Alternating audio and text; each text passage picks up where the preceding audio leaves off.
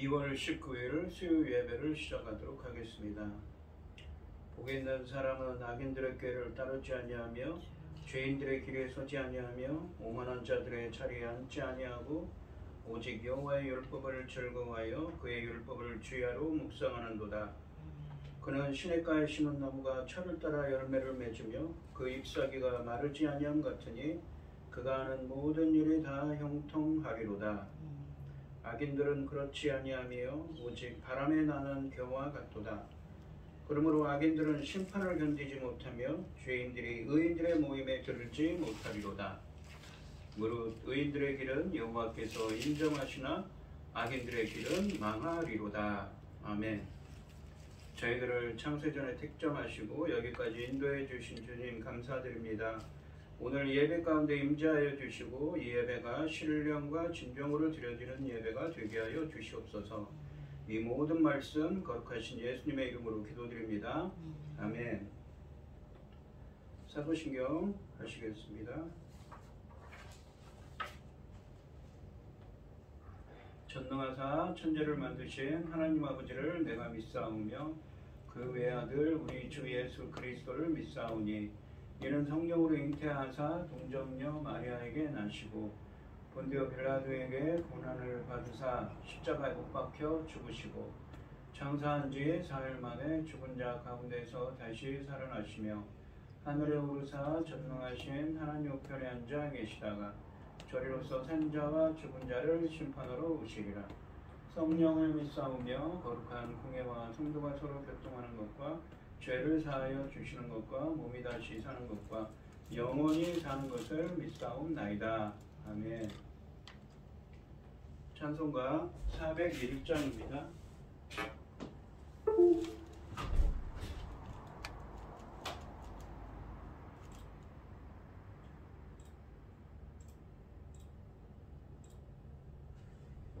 찬송가 406장입니다. 주의 곁에 있을 때 마음이 든든하오니 주여 내가 살도록 인도하여 주소서. 주여 주여 나를 인도하소서. 빠른 세상 살도록 주여 인도하소서. 피난처인 예수여 세상 물결험할 때 그 진은혜 베푸사 나를 숨겨주소서. 주여 주여 나를 인도하소서. 빠른 세상 살도록 주여 인도하소서. 세상 풍 빠진 한후 영화로운 나라와 눈물 없는 곳으로 들어가게 하소서. 주여 주여 나를 인도하소서. 빠른 세상 살도록 주여 인도하소서. 아멘. 오늘 함께 하실 하나님의 말씀은 이사야서 48장 17절에서 22절까지입니다. 이사야서 48장 17절에서 22절까지 말씀입니다. 교독을 하겠습니다. 제가 먼저 읽겠습니다. 너희의 구속자시오 이스라엘의 거룩하신 이이신 여호와께서 이르시되 나는 내게 유익하도록 가르치고 너를 마땅히 행할 길로 인도하는 내 하나님 여호와라. 네가 나의 명령에 주의하였더라면 네 평강이 강과 같았겠고 너희 공허가 바다 물길 같았을 것이며 내 자손이 모래 같았겠고 내 몸의 소생이 모래알 같아서 그의 이름이 내 앞에서 끊어지지 아니하였겠고 없어지지 아니하였으리라 하셨느니라. 너희는 바벨론에서 나와서 갈대아의 날 피하고 즐거운 소리로 이를 알게 하여 들려주며 땅 끝까지 반포에 이르기를 여호와께서 그의 종 야곱을 구속하였다 하라. 여호와께서 그들을 사막으로 통과하게 하시던 때에 그들이 목마르지 아니하게 하시되 그들을 위하여 바위에서 물이 흘러나게 하시며 바위를 쪼개서 물이 솟아나게 하셨느니라. 여호와께서 말씀하시되 그때 악인에게는 평강이 없다 하셨느니라. 아멘. 기도하겠습니다. 온 땅이여 여호와께 즐거운 찬송을 부를지어다. 기쁨으로 여호와를 섬기며 노래하면서 그 앞에 나아갈지어다. 여호와가 우리 하나님이신 줄 너희는 알지어다. 그는 우리를 지으신 이요 우리는 그의 것이니 그의 백성이요 그의 가르치시는 양이로다. 아멘. 천지 만물을 지으신 전능하신 하나님 아버지, 어리석고 보잘것없는 저희를 자녀 삼으시고 아버지의 사랑 가운데 살아가게 하시니 참으로 감사드립니다. 어지럽고 복잡한 이 세상에서 아버지 분주한 가운데 많은 사람들이 있을지라도 아버지 저희들 이 시간 하나님께 예배드릴 수 있도록 인도하셨으니 감사드립니다. 전능하신 하나님 아버지, 저희 나라 대한민국을 기억하여 주시옵소서. 아버지 하나님, 지도자를 잘못 뽑은 저희들 실수로 인하여 아버지 하나님, 이 나라가 어쩔 뻔하였는지 정말 아슬아슬한 고비를 넘겼으나 지금도 아버지 이곳저곳에서 아버지 많은 문제들이 생기고 있습니다. 아버지 도와주시옵소서. 아멘. 불쌍히 여겨 주시옵소서. 긍휼을 베푸시고 이 나라가 아버지 하나님 기뻐하신 쪽으로만 달려갈 수 있도록 도와주시옵소서. 천지 만물을 지으신 아버지께서 이 나라를 제사장 나라까지 삼으셨는데 무속이 웬 말입니까? 아버지 하나님, 어쩌다가 여기까지 왔는지 참으로 죄송하고 하나님 앞에 머리를 들 수가 없는 지경입니다. 전능하신 하나님 아버지, 불쌍히 여겨주시고 용서하여 주시고 아버지 하나님 기뻐하신 이 나라가 될 수 있도록 인도하시고 역사하여 주시옵소서. 열매 거둘 이 시대에, 중대한 이 시대에 이런 일을 만나고 있으니 아버지 하나님, 정말 아버지께서는 얼마나 마음이 아프실까. 아버지 하나님 생각만 하여도 죄송스러워서 아버지 하나님 고개를 들 수가 없는 지경입니다. 전능하신 하나님 아버지, 불쌍히 여겨주시고 긍휼을 베푸셔서 하나님 기뻐하신 나라로 다시 돌아갈 수 있도록 도와주시옵기를 간절히 원합니다. 당신의 사랑하는 종 열매 거둘 이 시대에 열매 거둘 말씀을 들고 강단에 세우셨으니 이 말씀으로 말미암아 아버지께서 기뻐 받으실 열매들이 넉넉히 나올 수 있기를 간절히 소원하옵고, 이 모든 말씀 억만 죄악 가운데서 우리를 구원하여 주신 예수 그리스도 이름으로 기도드리옵나이다. 아멘. 아멘. 오늘 본문 말씀의 제목은 백성을 인도하시는 하나님입니다. 이 지난 시간에 12절에서 16절까지 말씀에서 주님은 이 처음부터 은밀하게 말씀하지 아니하시고 공개적으로 말하여 주님의 계획을 숨기지 않고 항상 드러내놓고 행동하셔서 언제나 말씀하신 것을 이루시는 신실하신 하나님이심을 보여주셨는데, 이제는 하나님이 메시아이신 예수님과 성령 하나님을 보내주셔서 하나님이 계획하신 새 일을 반드시 행하실 것을 말씀하셨습니다. 이 하나님이 계획하신 새 일이 무엇입니까? 지금 이사야 선지자가 예언하고 있는 이 시대의 이 남유다 백성들은 바벨론 포로로 끌려가 있지요. 그들에게 하나님의 창조적인 구원 행위인 의를 부어주셔서 페르시아 왕 고레스로 하여금 바벨론의 포로가 된 유다 공동체를 고국으로 돌아오게 하실 것이고, 이것은 제2의 출애굽이라고 그랬죠. 그리고 하나님의 영을 부어주셔서 이 이스라엘 백성들을 구원의 열매를 맺고 공의와 정의를 행하는 하나님의 백성이 되게 한다는 예수 그리스도를 통한 새로운 출애굽을 예표하는 거라고 했습니다. 그러한 은혜를 하실 거라고 하셨습니다. 이 오늘 본문 말씀에서 주님은 이제 유다 포로 공동체에게 바벨론에서 떠날 것을 촉구하고 계십니다. 이 17절 말씀을 보시면 너희의 구속자요 너희 이스라엘의 거룩하신 이이신 여호와께서 이르시되 나는 내게 유익하도록 가르치고 너를 마땅히 행할 길로 인도하는 내 하나님 여호와라 라고 하십니다. 하나님은 구속자, 이스라엘의 거룩하신 이, 그리고 내 하나님 여호와이십니다. 그 하나님께서 이는 이 이스라엘의 하나님은 여호와께서는 백성들에게 유익하도록 가르치시고 마땅히 가야 할 길로 그들을 인도하신다고 말씀하십니다. 원래 백성들에게 하나님의 백성들이 유익하도록 가르치시고 마땅히 해야 할 일을 가야 할 길로 인도하시는 분이시라는 말씀입니다. 여호와는 이스라엘의 스승이자 목자가 되신다는 것이죠. 자기 백성의 목자가 되시는 것입니다. 시편 23편 말씀처럼 말입니다. 그러므로 이스라엘은 여호와를 신뢰하고 그분의 가르침을 이룰 때 진정한 유익을 얻게 될 것입니다. 본문은 주님이 새 일을 행하시는 그날 하나님이 백성을 선한 길로 인도하실 것이라고 말씀하고 계십니다.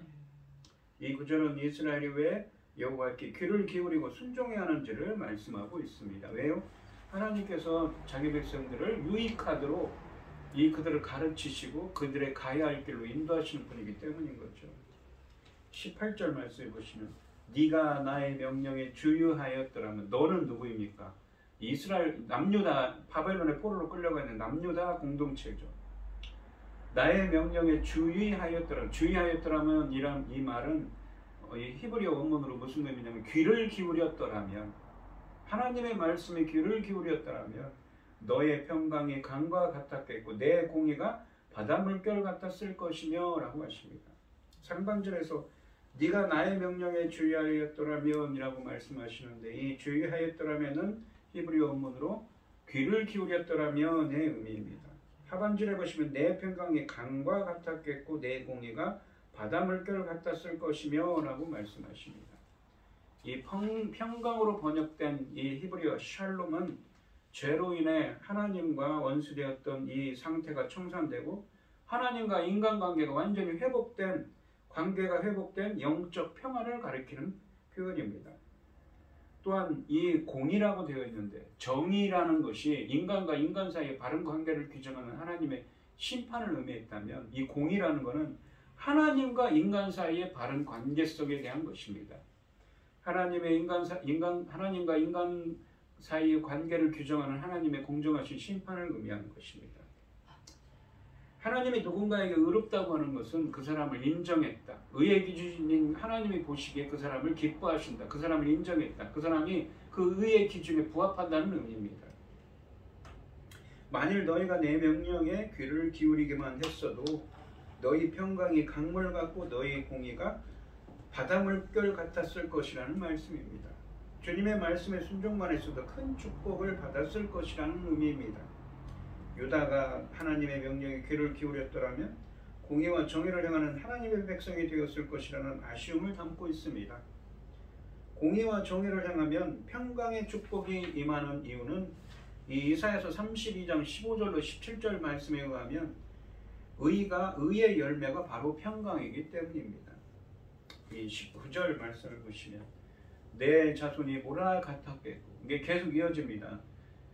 어떻으면 18절 그 상반절이 지금 네가 나의 명령에 주의하였더라면 이 유다 백성들이 하나님의 말씀 명령에 귀를 기울였더라면 너의 어떻게 되냐면 19절에 내 자손이 모래 같았겠고 내 몸의 소생이 모래알 같아서 아브라함에게 준 언약을 생각나지요. 아브라함 이삭에게 준 약속이 생각납니다.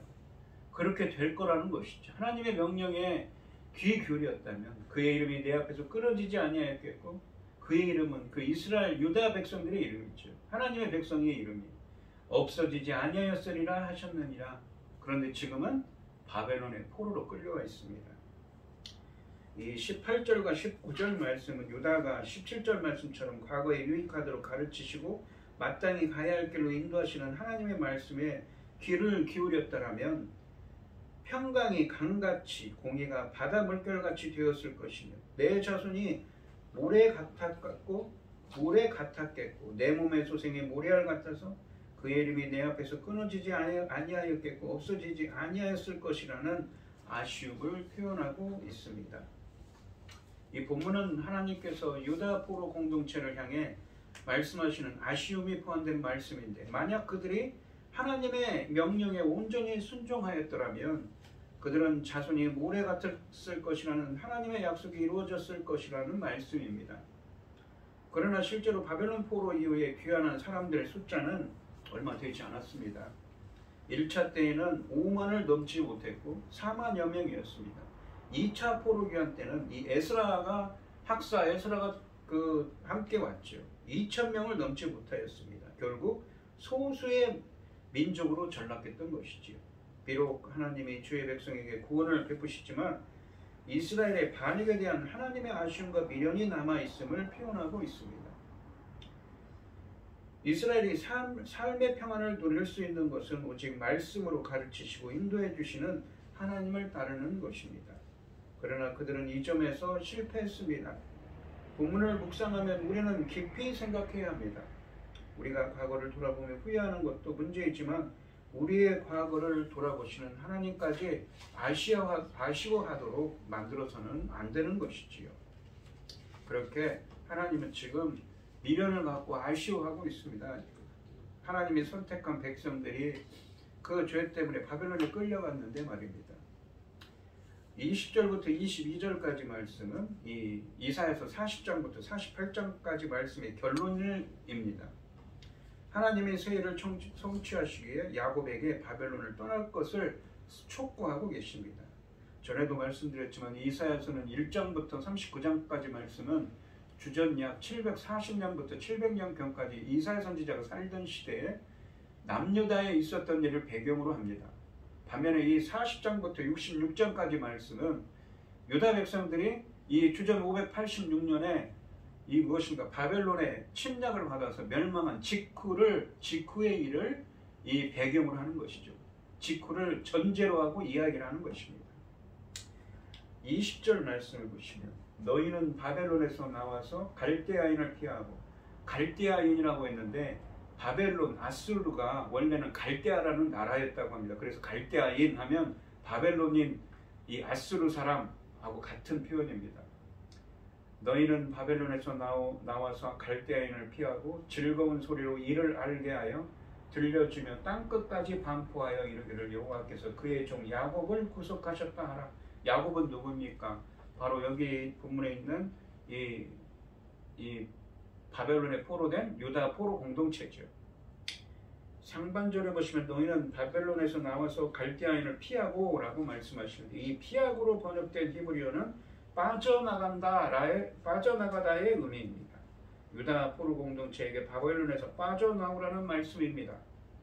앞에서 언급한 것처럼 유다 포로 공동체가 바벨론을 떠날 수 있는 것은 세일을 향하시는 하나님의 구원에 근거하시는 것입니다. 하반절에 보시면 즐거운 소리로 이를 알게 하여 들려주며 땅끝까지 반포하여 이르기를 여호와께서 그의 종 야곱을 구속하셨다 하라 라고 말씀하십니다. 야곱은 이 48장 1절 말씀에도 나오듯이 유다 포로 공동체를 의미합니다. 하나님이 야곱을 구속하셨음을 땅끝까지 반포하라고 말씀하십니다. 하나님이 주시는 해방과 자유의 기쁨을 만끽하며 주의 영광스러운 이 구원을 땅끝까지 전하라는 것입니다. 사명을 주시는 말씀이지요. 포로기의 유다 공동체의 구원은 유다뿐만 아니라 온 세상의 열국을 위해서도 의미가 있음을 보여주고 있습니다. 하나님이 유다를 구원하여 고국으로 돌아오게 하시고 공의와 정의를 행하는 하나님의 백성이 되어 빛나게 하신 것을 보고 열방도 하나님을 향해 올 것이라는 메시지를 담고 있습니다. 21절 말씀을 보시면 여호와께서 그들을 사막으로 통과하게 하시던 때에 그들이 목마르지 아니하게 하시되 그들을 위하여 바위에서 물이 흘러나게 하시며 바위를 쪼개서 물이 솟아나게 하셨느니라. 어떤 말씀입니까? 과거에 출애굽할 때 이스라엘 백성들이 광야에 나왔을 때 그들을 인도하시고 보호하셨습니다. 그들을 바위에서 무엇입니까? 물이 흘러나게 하시고 바위를 쪼개서 물이 솟아나게 하셨죠. 그랬던 이 하나님이 마치 그랬던 것처럼 너희들이 고레스 왕을 통하여 고국으로 다시 돌아올 때도 그렇게 보호하고 인도하실 거라는 말씀입니다. 그래서 이 출애굽의 모티브가 있기 때문에 이 바벨론의 포로 귀환을 제2의 출애굽이라고 이야기하는 것입니다. 21절 말씀은 40장 3절 말씀처럼 사막으로 통과하게 하시던 때의 출애굽 모티브를 언급하여 이사야 40장부터 48절까지 말씀을 하나의 단락으로